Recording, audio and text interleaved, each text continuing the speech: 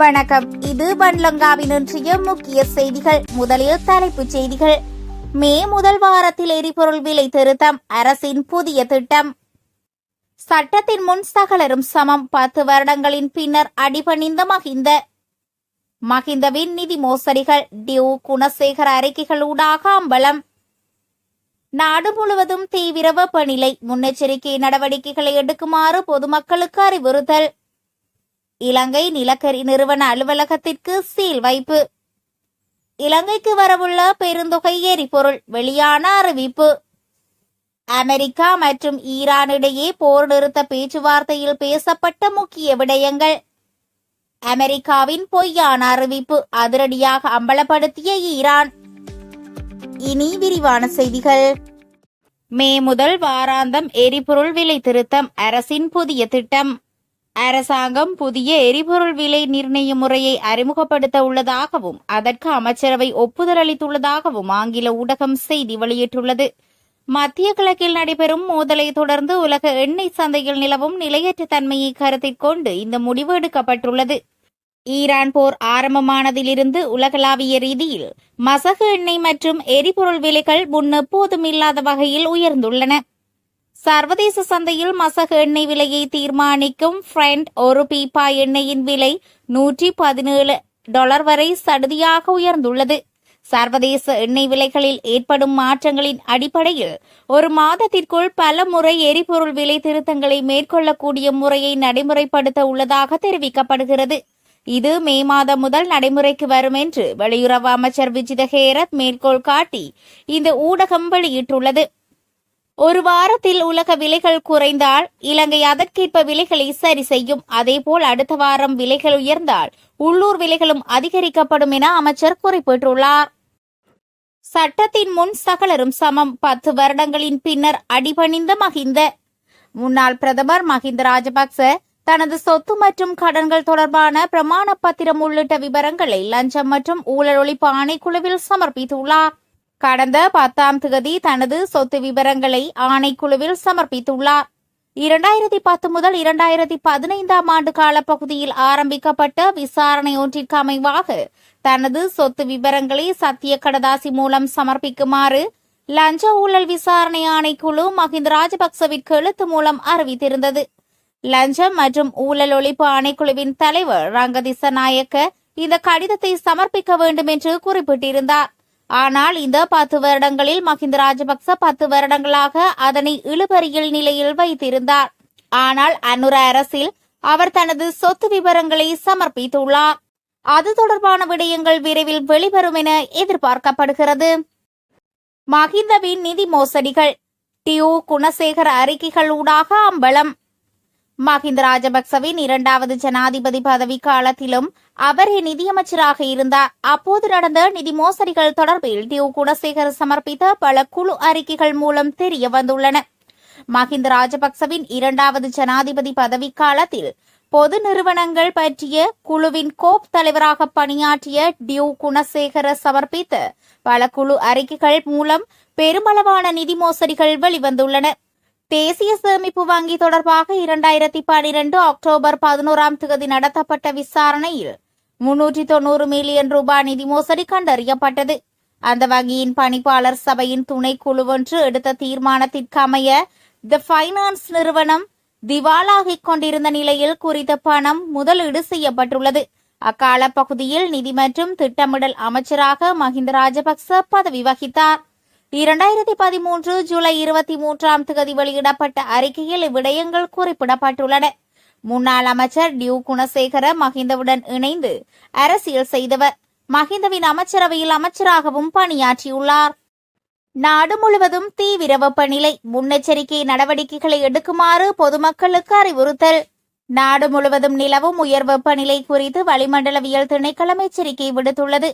சூரியனின் தோற்ற வடதிசையை நோக்கிய சார்பு இயக்கத்தின் காரணமாக இவ்வருடம் ஏப்ரல் மாதம் 5ஆம் தேதியிலிருந்து 15ஆம் தேதி வரை இலங்கையின் அகலாங்குகளுக்கு நேராக உச்சம் கொடுக்க உள்ளது. இதற்கமைய இன்று நண்பகல் 12:11 மணிக்கு செட்டிக்குளம், கெபிதிகொல்லேவ, கோரமன் கடலவ மற்றும் நிலாவளி ஆகிய பகுதிகளுக்கு மேலாக சூரியன் உச்சம் கொடுக்க உள்ளது.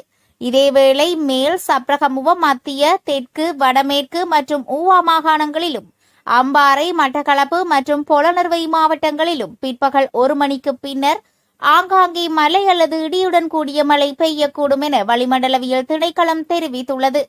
தென் மாகாணத்திலும் அம்பாறை, மட்டக்களப்பு மற்றும் மொனராகலை மாவட்டங்களிலும் சில இடங்களில் காலை வேளையிலும் மழை அல்லது இடியுடன் கூடிய மழை பெய்யக்கூடும்.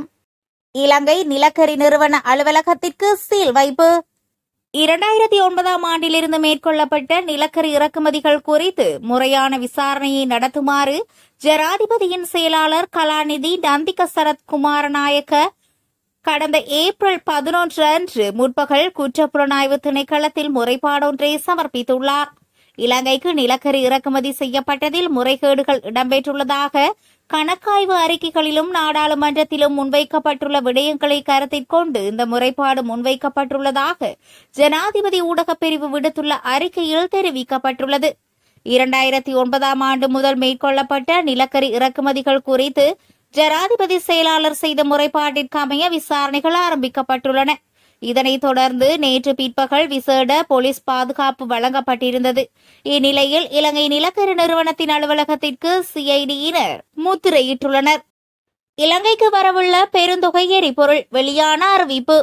ஏப்ரல் மாதத்தில் 12 சுத்திகரிக்கப்பட்ட எரிபொருள் சரக்குகள் இலங்கைக்கு வந்து சேரும் என இலங்கை பெட்ரோலிய கூட்டுத்தாபனத்தின் தலைவர் ஜனக ராஜகர்ண தெரிவித்துள்ளார்.